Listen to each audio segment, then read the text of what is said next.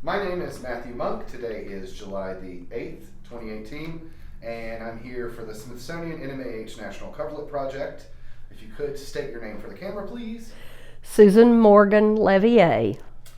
All right, Susan, when and where were you born? I was born here in Jackson County, North Carolina, in Sylva, which is the county seat, in 1949, 7/11/49.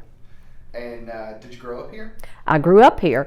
I grew up in, as is the norm of the area, I did not grow up in Sylva. I grew up in Webster, which is another town about 2 miles away from here. And what jobs or careers have you had? Well, all my life I have been in retail.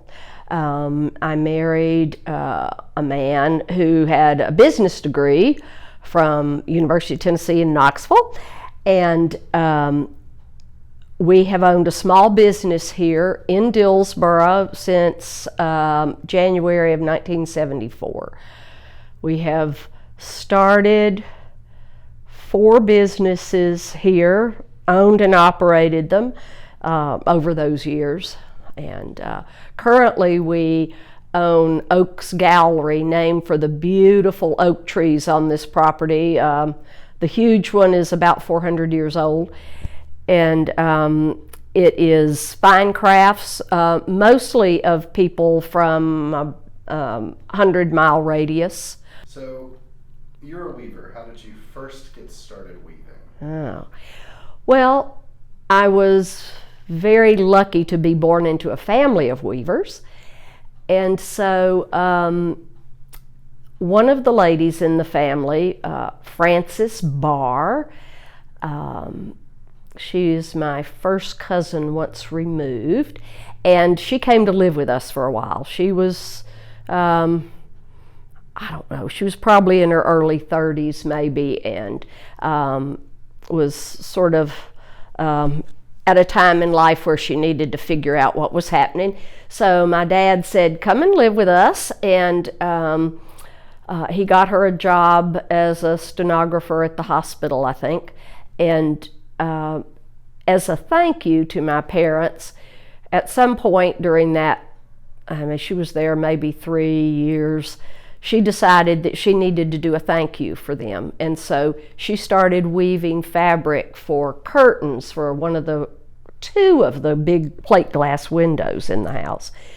And that was yards and yards and yards and yards of fabric. And I would just sit fascinated and watch her for, what seemed to be forever. As a child, it was maybe 30 minutes, but and when she finished those, I wanted so to learn, and she set the loom up fairly narrow for me and taught me to pass the shuttle. I was about 6. My feet were just reaching the treadles, and she taught me to make good edges and beat evenly. And when she moved away with her new husband, he was a minister. She couldn't take her loom with her. They were going to be moving around a lot. So she left the loom with plenty of warp on it, and I wove all that off, and then I said, now what do I do? She wasn't there anymore. The other weavers in the family didn't have time. So when I was about 10 or so, I went to Penland and spent 2 weeks there learning to set the loom up, and been weaving ever since. Do you want to tell me a little bit about your connection to Penland? Yes. Not only was I born into a family of weavers, but a family of craftspeople. My father had spent time at Penland during his teenage years, and he had learned how to hammer pewter into wooden molds. Was not a turning process with a lathe, but hammered pewter. And that business went on in the basement of our house as I was growing up. He had trained 2 young men in the community to do that so he could then pursue his medical career. but it had been his business since he was in high school. So it was his aunt, Lucy Morgan, who had started Penland. And so through that connection, I, as a child instead of an adult, was allowed to take a 1-week class learning to set the loom up. And I had the proverbial finger in my face, young lady, you better behave. Apparently I did, though it wasn't the finger in my face that did that. It was the fact that a retired Army colonel was in charge of the weaving program at the time. And so I was terrified of the man, and I did everything he told me to do, which in retrospect was wonderful, because as a child, having that structure, do this, then you do this next, it was exactly what I needed. And apparently I did behave well enough, because I was allowed to stay a second week. I wove, the first project that I did when I got to the class was to weave off bobbins that had a little bit of yarn left on them at a loom that was already set up. So I did that pretty quickly, and he realized I did know a little bit about what I was doing and could make good edges. So he said, what do you want to weave? And I said, well, as every child wants to take something home to mother, I said, I need to weave some placemats for my mom. Well, how many, 4 or 6? And I said, oh no, we have to have at least a dozen, because there's always 10 to 12 people at our dinner table, which was true. And so I wove a dozen placemats at 30 ends to the inch as my first project setting up the loom. And then when I was allowed to stay the second week, I wanted to weave a rug for beside my bed. And I, for whatever reason, had already been drawn to design that was asymmetric.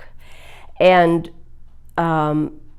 my dad's sister and her husband owned a house there at the edge of Penland's campus, and I was staying with them. And he taught design there at Penland. He was an art teacher. And so I told him what I wanted this rug to look like, and he helped me draw an image of it. And then I took it down to the class, and they said, well, you can weave half of this or part of it, but you can't weave the whole thing on 4 shafts. And so I wove the first part with the treadles, and then I picked up all the rest. It was in summer and winter. And but you know, I wanted to do it, and so I did it. And I have both of those. I have the set of placemats and the rug still. Yeah. So tell me about the first time you saw a woven coverlet. Ooh. Well, the first time I saw a woven coverlet was in our home. And Lucy had given my father, I think probably when he went off to college maybe, a coverlet that had been woven at Penland. It was not a navy blue, it was a bit lighter blue, and my mom was using it on the bed in the guest room. That's where people who came to just stay a night or two stayed. We had guests in every room in the house too, but that was the special room, and you were not allowed to jump on those beds. So yeah, that was where a coverlet was. So yeah. Do you have a lot of experience weaving coverlets? No. In fact, in full disclosure, I have never woven a coverlet in my life.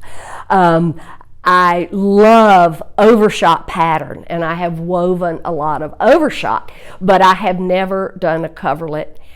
And I think I will let people like Cassie Dixon do that, and I will earn money another way so that I can buy one of her coverlets. I think it's not something that's on my bucket list. I love understanding them, and how one can make a mistake and lead you to a new design and that sort of thing. But I don't have a desire to have one on my bed. So talk a little bit about how, or what your thoughts are on how the transition of traditional coverlet structures like overshot in summer and winter, and how people like Lucy Morgan and the settlement schools were able to sort of transfer that really traditional craft into something that fit into maybe a more modern lifestyle, like placemats and scarves and things like that. So the overshot and the summer and winter weaves can become used in other textiles. Well, Lucy and the woman that started Frances Goodrich, thank you.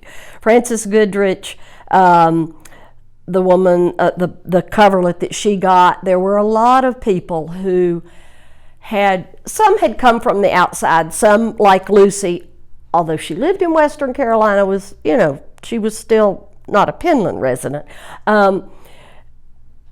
They fell in love with the coverlets. And it's hard for anybody to look at one and not go, oh my gosh, that's beautiful.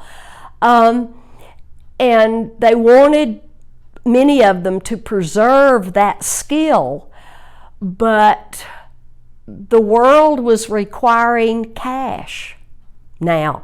Everything couldn't be bargained away anymore. Society was changing. And so a coverlet was a big piece. It required a lot of money to purchase one. And so if you could weave something smaller in that same tradition, more people could purchase it. And you needed the cash to buy yarn for the weaving to continue, whether it was a school situation or an individual. And so that's what I saw as a reasoning to take those traditional skills and make something that more of the population could afford. So there would be placemats with overshot borders. Most of the time was spent doing the overshot. The rest of it was plain weave. You could sell them for $1. Which is hard to imagine. And that then brought cash in. And people like Lucy, she came to Penland to help her brother with the Appalachian School. And that was an Episcopal project. And so she would go to these meetings of Episcopal priests and clergymen and so forth in New Orleans or Chicago or wherever. And she would set up her card table and have the work of these women that lived, and she would say, "Madam, you need to look at these. You need some of these on the table in your beautiful dining room." Whether she knew who this woman was or not, didn't matter. She knew this woman needed some of this beautiful weaving. And so she was able to be an incredible ambassador for these women who were weaving. Yeah. So what kinds of things do you weave or have you woven throughout your career as a weaver? Oh, well, I think that what I weave is based a lot on the family tradition that I have. And what Lucy was helping people purchase were functional things they could use in their everyday life. And it wasn't tapestries and wall hangings, although those things were done sometimes at Penland, but the money was with functional things. So I have that in my blood. Our house had a dresser scarf on every dresser. We ate at placemats that were hand woven. There were hand woven pillows on the couch.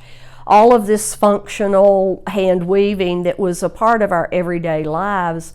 So I had fun in college doing wall pieces, and I loved the one that Ms. Goodrich had been introduced to, the big blooming leaf, and of course op art was in, and so I did a great big huge op art piece with the blooming leaf. But I love clothing, and I love being able to wear what I had produced. And so early on I did a fair amount of clothing. I still have the first piece of clothing. I keep it as a reminder to stay humble, remember what your roots are,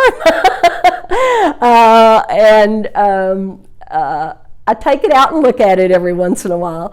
As I got better and I did pieces that were a bit more tailored, and I would use commercial patterns and weave the yardage and so forth. One of the businesses my husband and I had then was my weaving shop and studio. When we changed that space into a craft gallery, my time diminished considerably. And so, as my dear friend says, I just weave rectangles now. And so I do table runners, scarves, shawls, again, pieces that you use. I love pieces you can wrap yourself in, so yeah. So what then would you say is the importance of the coverlet to weaving's revival, to craft revival, and to sort of the settlement schools in general? In general, yeah.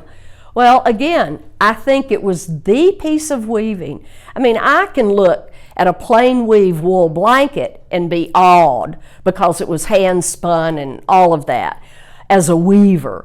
But I think the visitor to the area and the families that lived here, the prized possession was a coverlet. It was beautiful to start with. I mean, who wouldn't want one of those in their home? And typically the largest piece of furniture in a home was the bed. And so to have a coverlet on the bed was just wonderful. And it was a sacrifice of time at the loom. You needed to weave diapers, you needed to weave blankets, you needed to weave linen for dresses and shirts and all of that.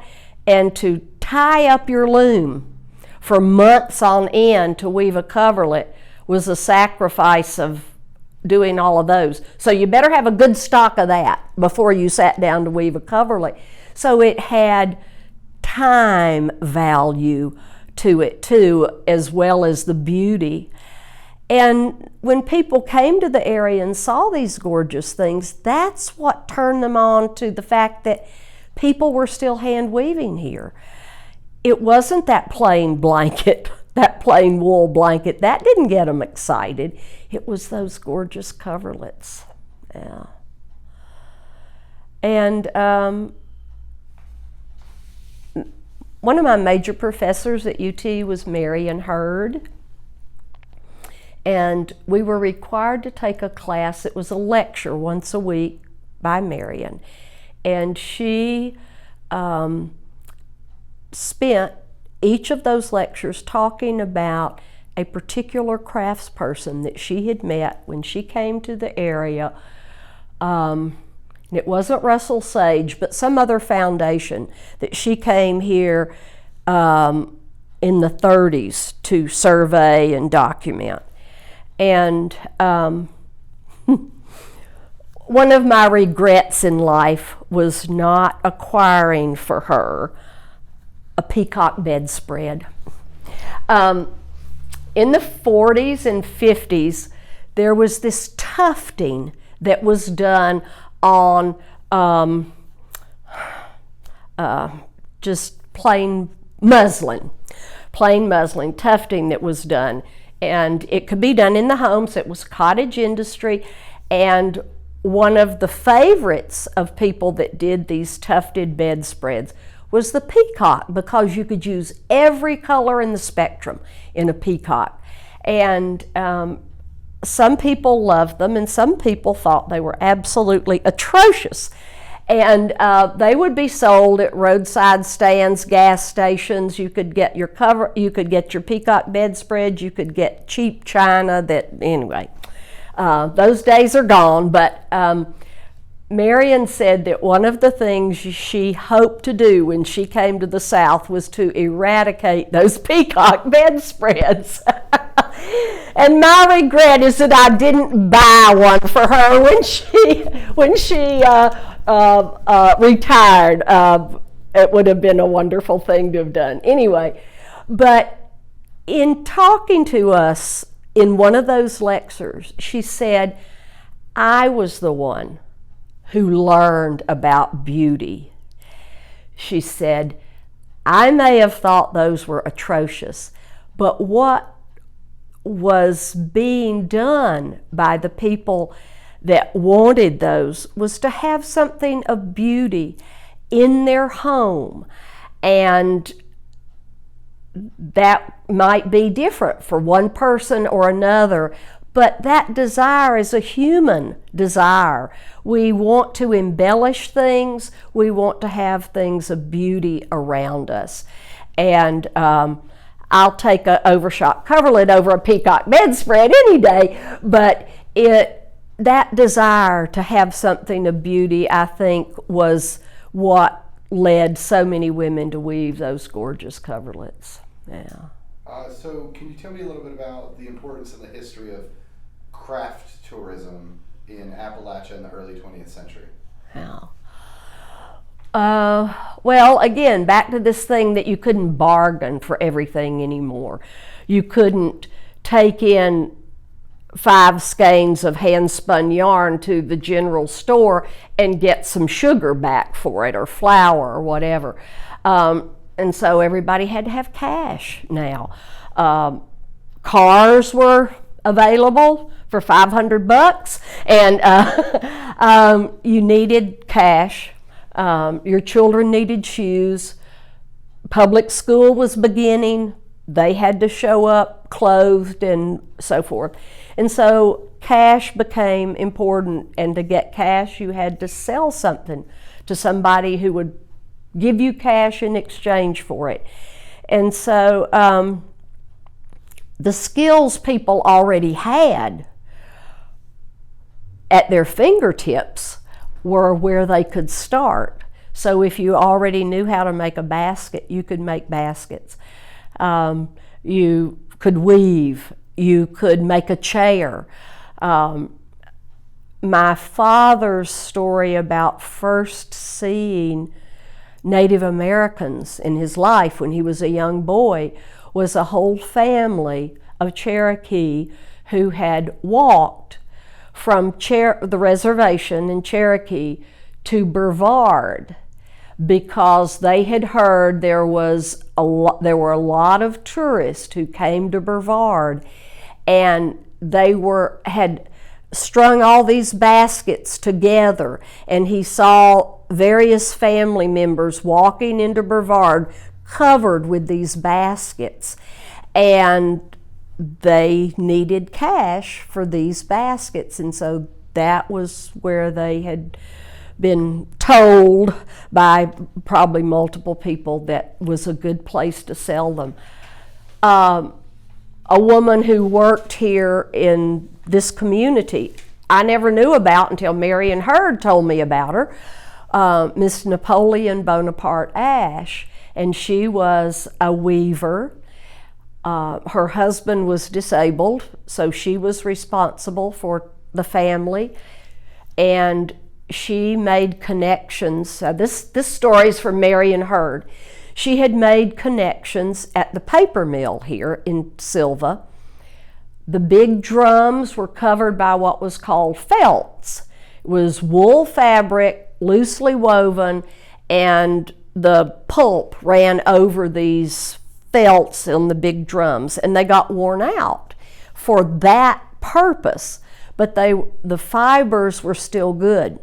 So she had a connection there. When they discarded the felts, she would get them.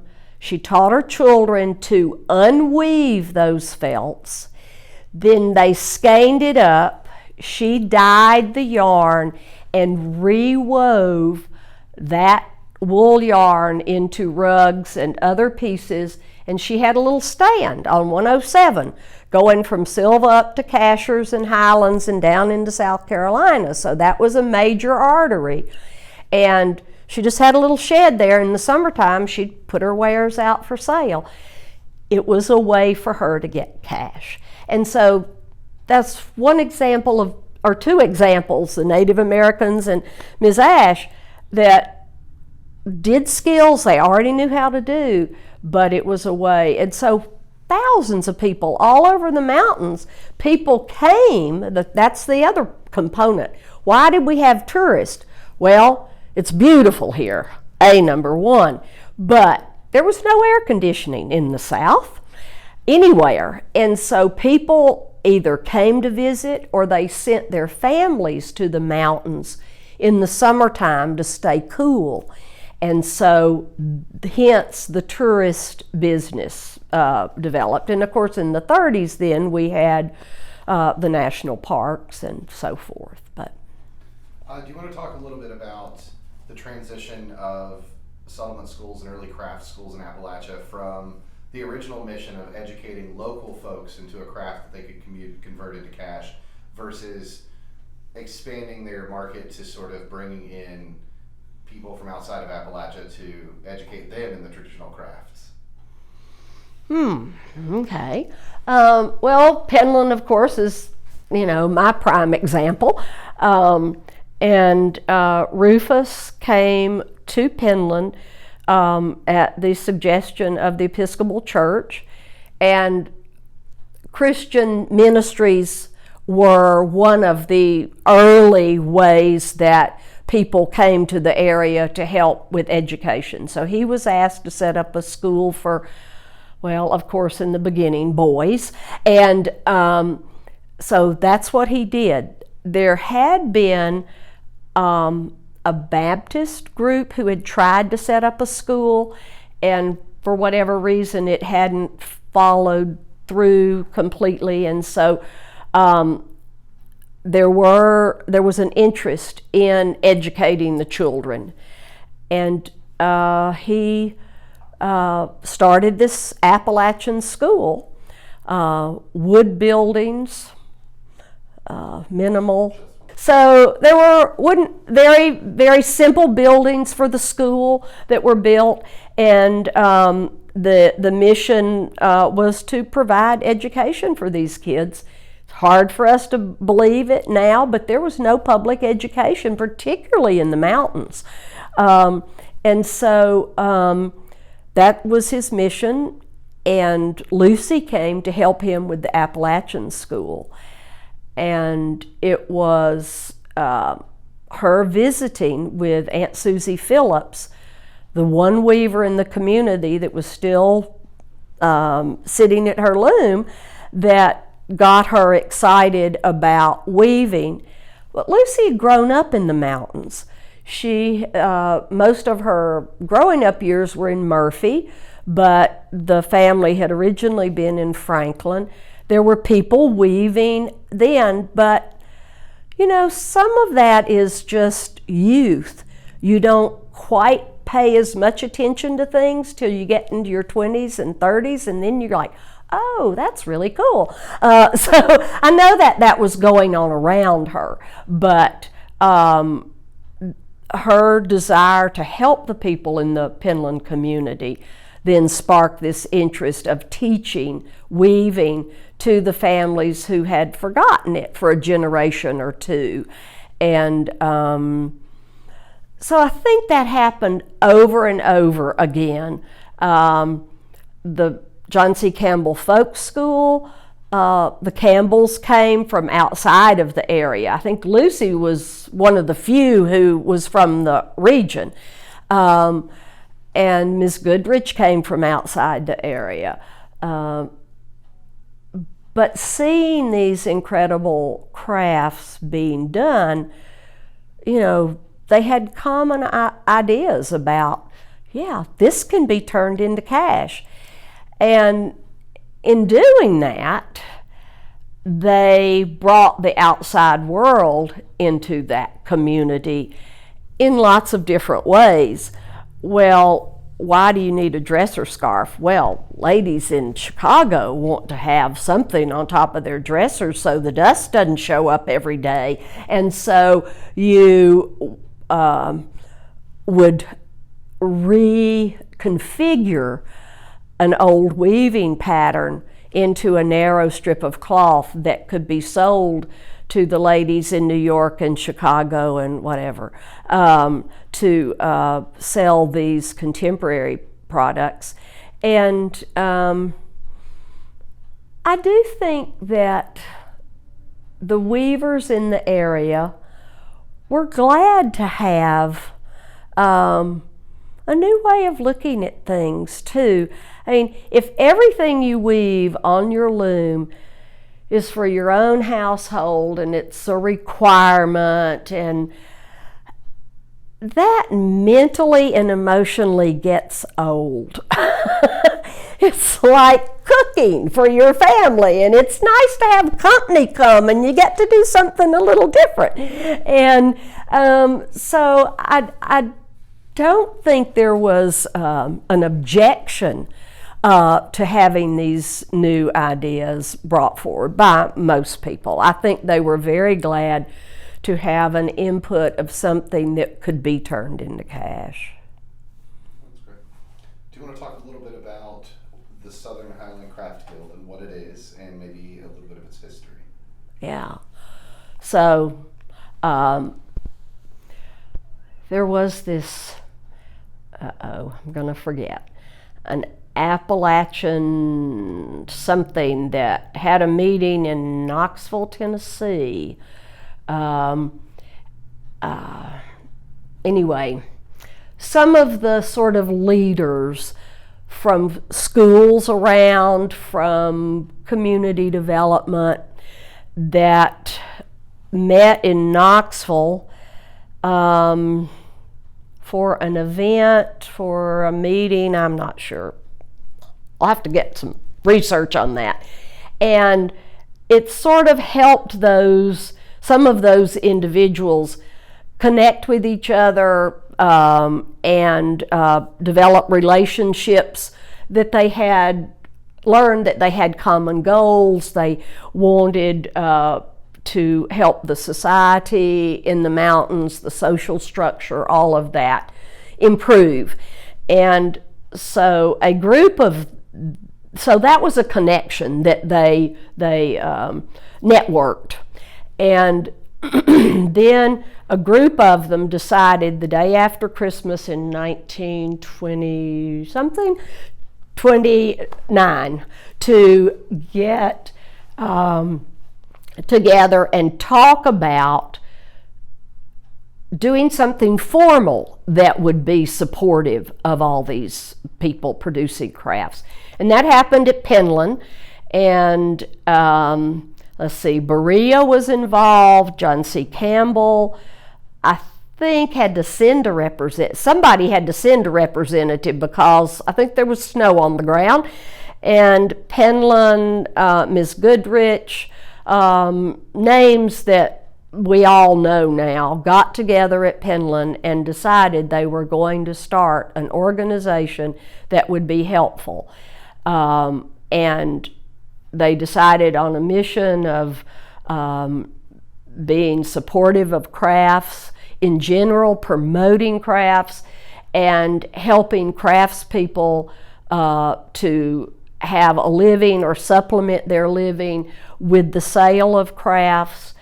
And that was the beginning of the Southern Highland Craft Organization. And Ms. Goodrich, who had developed a wonderful retail outlet for crafts, was about ready to get out of that, and she gave that business to this new organization. So that was the strong marketing end already, which was wonderful, because that takes years to develop.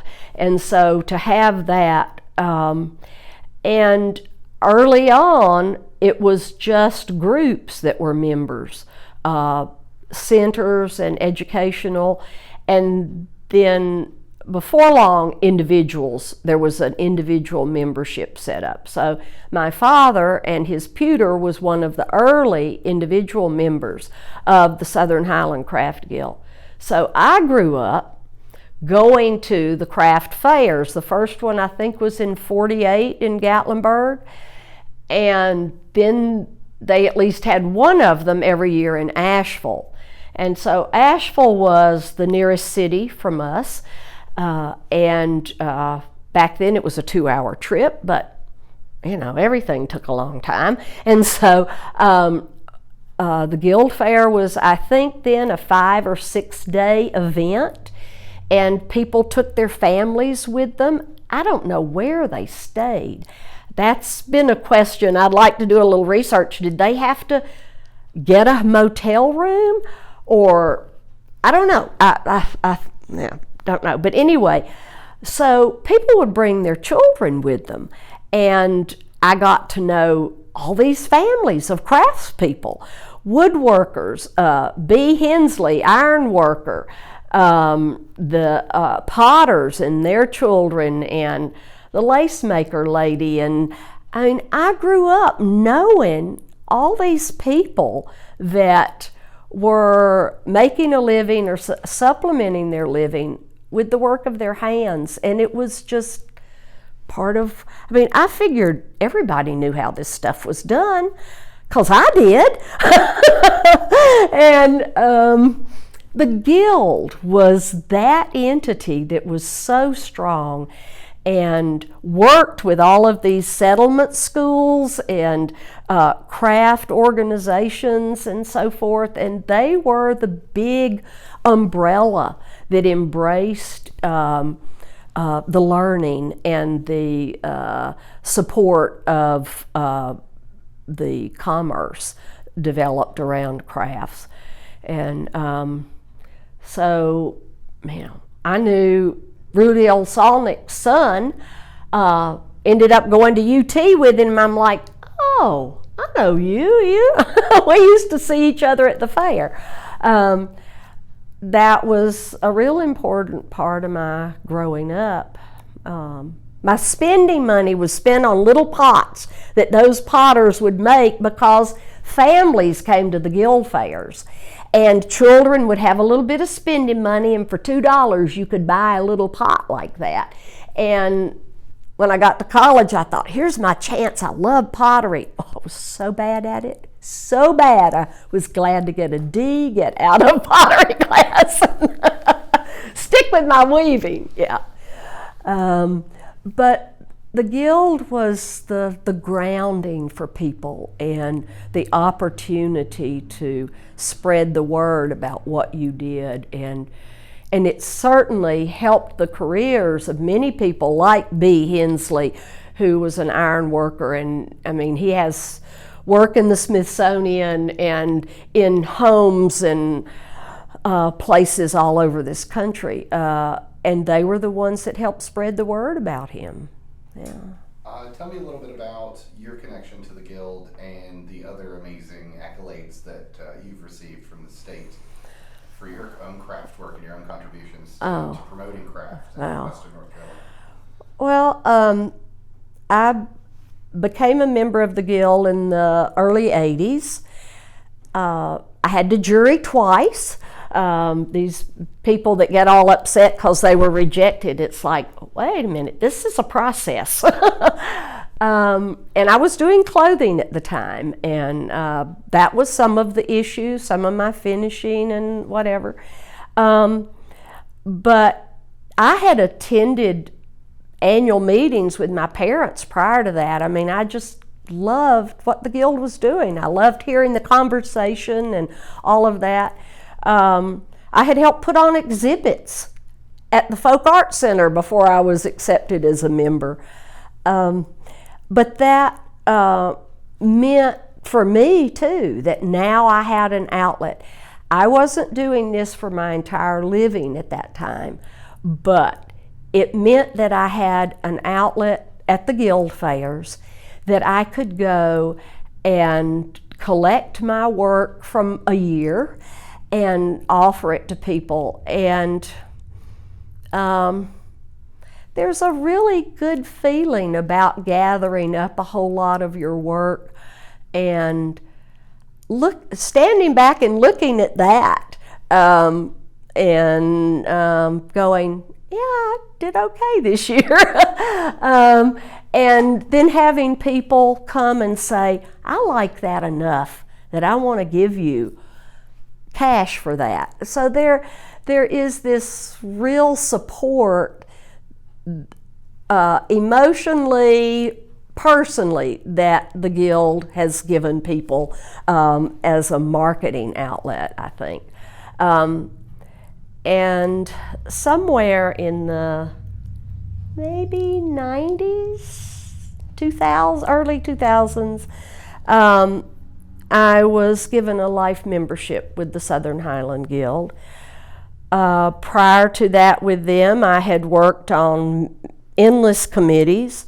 I enjoyed the Guild so much. I wanted to give back, and I had been raised in a family that believed part of your reason for being on this earth was to give back. And so I enjoyed that very much. And I was asked to run for the board and was elected. And so I served 8 years, whatever, like that, on the board, and ended up being chairman of the board for a couple of years. So that was a very challenging and learning experience. But I years prior to that, I had been involved with the North Carolina Arts Council's local chapter here in the county, and had learned a lot about nonprofits through that work with the Jackson County Arts Council. And that was invaluable to me as I worked on the board with Southern Highland and understood what nonprofits were supposed to be doing and the responsibilities of boards, and that was additional education to that I had learned through the Arts Council. It's an incredible experience to be involved with a board like that is all craftspeople. They're not bankers and investment lawyers and all of that on that board. It's just craftspeople. And although some people would like to change that, I don't know. Jury's out in my mind on that, but it was a great experience. There were some people whose heads were way too big, and some people who really needed to be stroked every day about their work, just a wide variety of ways of perceiving this creative handwork that they did, and it was a great experience. I wouldn't trade it. The day after I finished, I would have said I would never do it again, but it was a wonderful experience. But I had done my duty then, and I did step back a bit. Teaching has been part of what I have loved forever. From the early 70s, when I was asked by the community college to help them set up a weaving program. And I called Marion Hurd on the phone and I said, Marion, help me, I've just been asked to do this. But I found that I love teaching. And so I used some of my new free time to devote to teaching. And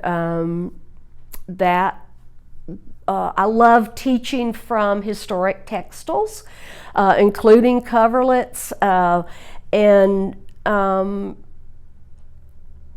that was noticed by some people. Then the Western Carolina University has had a Heritage Award as part of their Heritage Day project here, and in 2013 they honored me with their Heritage Award for my teaching and sharing, and also carrying on what my family had done. And then in 2014 my dear friend Suzanne McDowell called me up on the phone one day, and she said, "You can't say no because I've already started the process. I am nominating you for a North Carolina award." And that was just absolutely incredible. And she kept telling me, now, it may take a year or two. They hang on to these things. And so I was not prepared at all when I got a call from the North Carolina Arts Council. And the woman said, "You're aware that you were nominated?" And I said, "Yes." And I was at work, and maybe I was distracted by something, I don't know. And I said, "Well, when will you all be deciding?" And she said, "You don't understand. We've already decided. You have won the award." And that was an incredible honor to be recognized by Suzanne, who believed that I deserved this, and by the state, who also agreed. It was just pretty awesome. Yeah. All right. Well, I think that's it. Okay. Unless there's anything else you would like to add about coverlets or overshot weave or the history here or the importance? Well, because of Suzanne and her work with museums and other people that I have known with museums, and Cassie Dixon, who has always asking questions about coverlets. One of the things I love about looking at old coverlets is clues that tell you they're hand woven, a shuttle skip, a thread that's in the wrong heddle,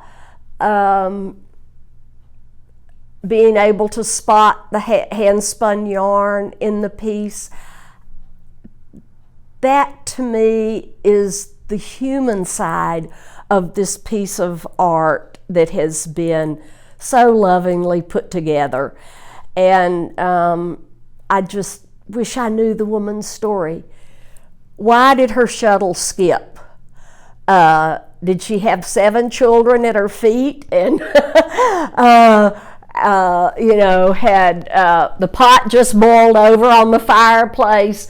Was she stressed out about something, or what was happening in her life that maybe her shuttle skipped several times that day and she didn't notice it and she just kept going?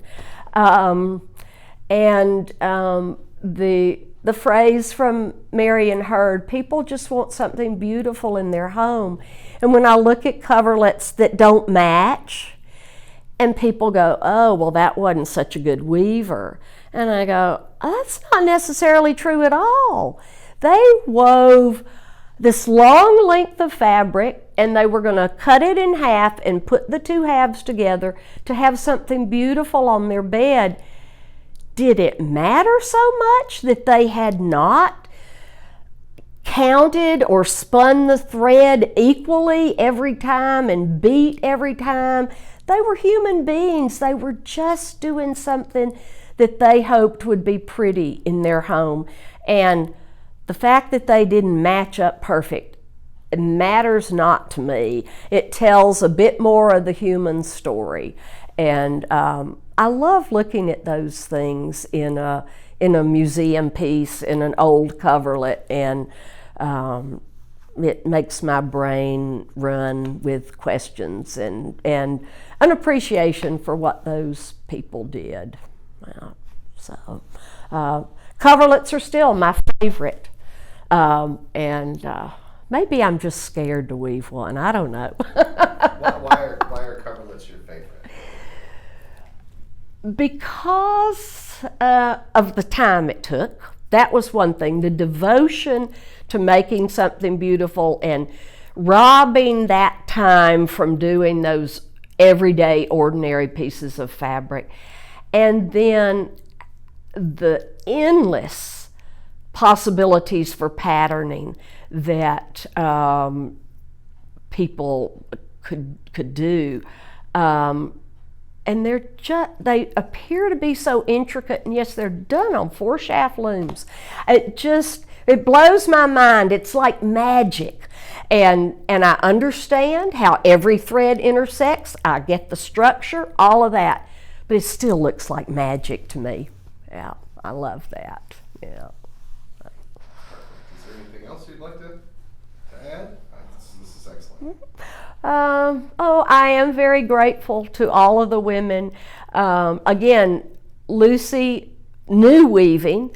I have a 5th generation, what everybody around here calls a barn loom, look like it's made out of members of a barn, that I worked on for a while, but they take up the space of a king-size bed, so I don't have it in place and usable right now. But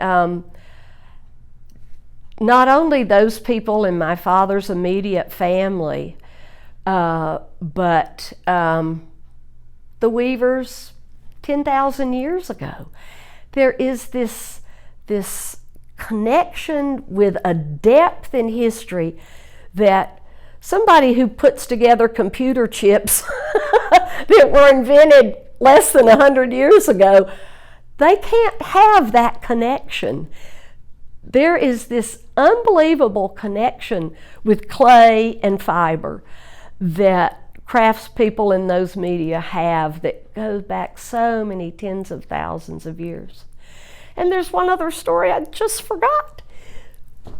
My mother was born and raised, well, she was born in Connecticut.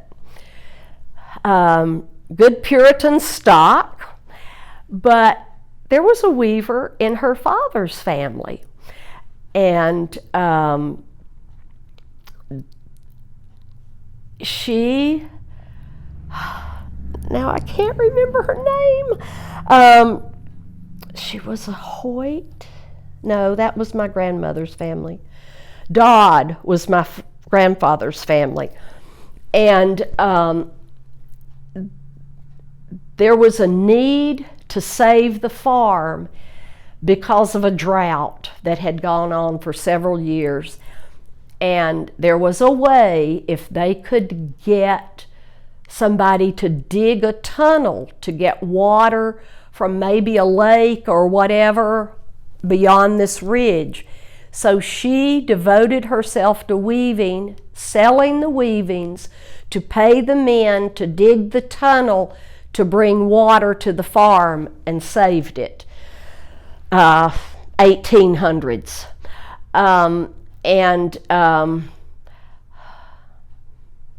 We have a coverlet woven by her, Mariah Jane Knox, and her skill at weaving saved the family farm. But there were generations there that were skipped, and so my mother, and of course New England was much more progressive, and so the need for things being done at home weren't there in the same time period they were here in the mountains. So my mother did not grow up with that around her, although she was actually raised in Asheville. But my grandfather used to sit right behind Miss Goodrich in the church in Asheville.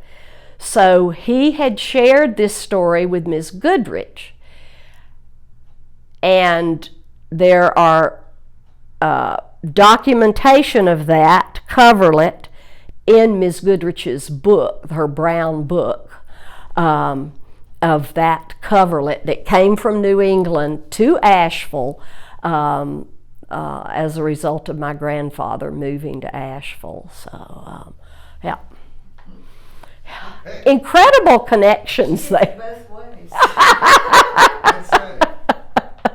Yeah. All right. Yeah. Well, if All there's, right. is there No, I anything think else to that's share? it. No. This has been absolutely fascinating. Yeah. Very rewarding. Well, my name again is Matthew Monk. Today is July the 8th, 2018, and I'm here interviewing for the Smithsonian NMH National Woven Coverlet Project.